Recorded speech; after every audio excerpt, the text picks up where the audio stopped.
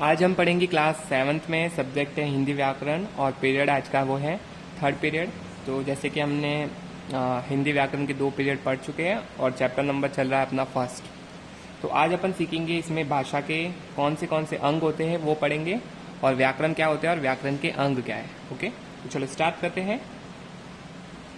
भाषा के अंग। भाषा अपने विचारों की अभिव्यक्ति के लिए है जिनका आश्रय लेती है वे है ध्वनि, वर्ण, शब्द, वाक्य और लिपि। यह भाषा के अंग कहलाते हैं। ओके, तो भाषा के अंग क्या है जिसका वो मतलब भाषा क्या है, अपन विचारों को अभिव्यक्त करते हैं दूसरों तक। तो वह किन का आश्रय लेते हैं भाषा? एक तो ध्वनियों का, मुंह से बोलने के लिए ध्वनि यूज होती है। फिर लिखित भाषा में वर्ण, वर्ण से शब्द बनता है, शब्द से वाक्य बनता है और उनको लिखने की जो रीति होती है वो लिपि होती है। तो इस तरह से ये जो है वो इम्पोर्टेंट भाषा के अंग है, ध्वनि, वर्ण, शब्द, वाक्य और लिपि। फिर दिया हुआ है नेक्स्ट बोली, जिसे अपन कहते हैं इंग्लिश में डायलेक्ट। ओके, फिर है भाषा के क्षेत्रीय रूप को बोली कहते हैं। भाषा के क्षेत्रीय रूप को अपन क्या कहते हैं? बोली कहते हैं।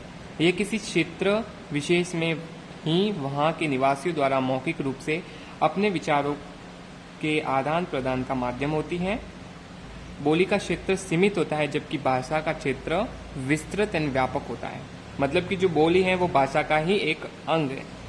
इसी तरह दिया हुआ है हिंदी भाषा की अनेक बोलियां हैं। इन बोलियों में लोक साहित्य की रचना हुई है।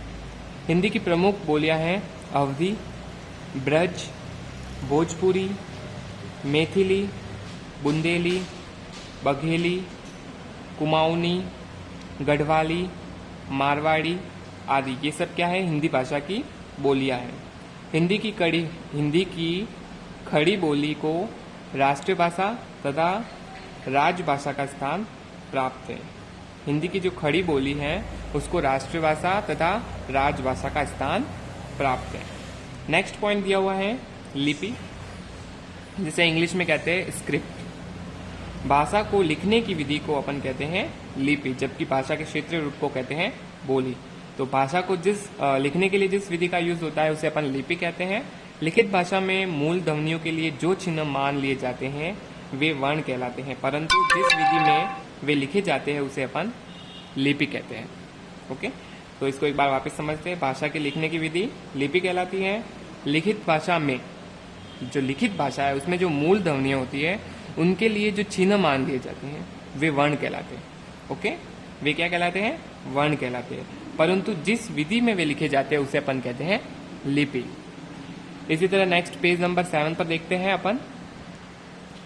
प्रत्येक भाषा की अपनी लिपि होती है। एक से अधिक भाषाओं की एक लिपि हो सकती है। मतलब जितनी भी लैंग्वेज है उसकी हर एक की अलग अलग लिपि है। एक से अधिक भाषाओं की एक लिपि भी हो सकती है। जैसे एक से ज्यादा लैंग्वेज है उसकी एक तरह की लिपि भी हो सकती है। तो आपको ये लिपि और भाषा को अच्छे से लर्न करना है। तो हिंदी कौन सी भाषा लिपि में है? देवनागरी। संस्कृत कौन सी लिपि में है? देवनागरी। मराठी है देवनागरी में। नेपाली भी है देवनागरी में। उर्दू कौन सी लिपि में है? फारसी। बंगाली कौन सी लिपि में है? बांग्ला। फिर पंजाबी है गुरुमुखी में। जर्मन है रोमन में। अंग्रेजी है रोमन में और फ्रेंच भी है रोमन में। तो ये जो लैंग्वेज दी हुई है ये इस लिपि में है। तो आपको इसको अच्छे से लर्न करना है क्योंकि इसका क्वेश्चन आता है। इसी तरह अब समझते हैं अपन व्याकरण। व्याकरण को इंग्लिश में ग्रामर कहते हैं। तो इसका अर्थ मतलब व्याकरण किस लिए यूज होती है हिंदी में? व्याकरण में भाषा की सार्थक ध्वनियों से लेकर वाक्य की रचना तक के नियमों का अध्ययन किया जाता है। इसमें क्या होता है? नियमों का अध्ययन किया जाता है कि जैसे किस तरह से वाक्य बनेगा, किस तरह से सार्थक ध्वनियों का यूज होगा, किस तरह से, वो सारा नियम बताते हैं व्याकरण। भाषा के शुद्ध एवं सार्थक स्वरूप का निर्धारण भी व्याकरण ही करता है।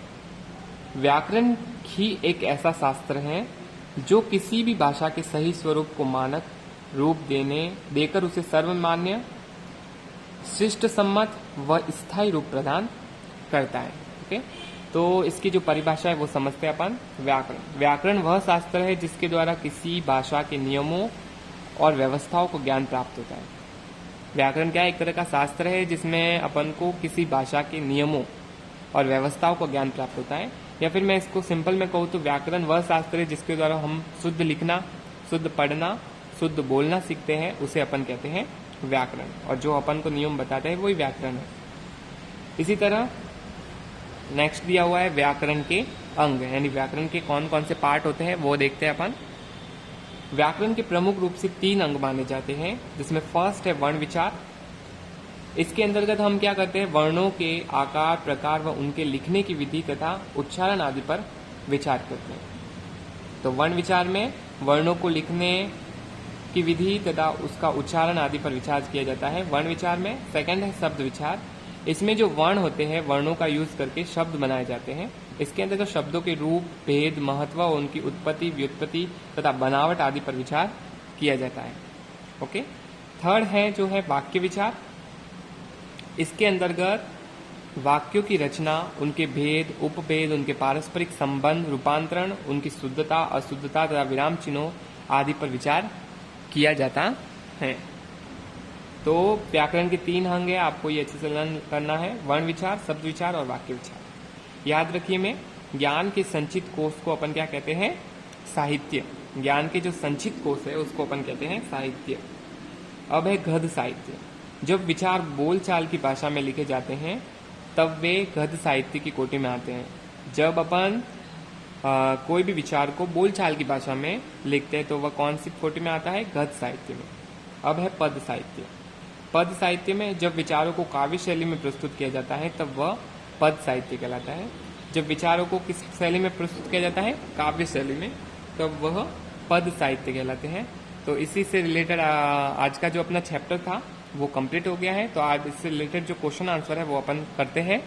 तो चलो देखते हैं। फर्स्ट क्वेश्चन दिया हुआ है, उपयुक्त शब्द चुनकर रिक्त स्थान भरिए। फर्स्ट दिया हुआ है, बोली का क्षेत्र भाषा की अपेक्षा खाली जगह होता है। तो बोली का क्षेत्र भाषा की अपेक्षा कैसा होता है, सीमित होता है। ओके, तो सीमित इसमें आपको फिल करना है। सेकंड है, भाषा के क्षेत्रीय रूप को क्या कहते हैं अपन, राष्ट्रीय भाषा या बोली। इसको भाषा के क्षेत्रीय रूप को अपन बोली कहते हैं। जैसे बोली की डेफिनेशन देखी थी तो इसका आंसर होगा बोली। थर्ड है, भाषा लिखने की विधि को, भाषा को लिखने की विधि को अपन कहते हैं बोली, लिपि या साहित्य। तो लिपि में पढ़ा था अपन ने कि भाषा को जो लिखने की विधि है उसे अपन लिपि कहते हैं। इसी तरह नेक्स्ट क्वेश्चन देखते हैं। तो दिया हुआ है 4, जब विचारों को बोलचाल की भाषा में लिखा जाता है तब वे फिर खाली जगह साहित्य की कोटि में आती है।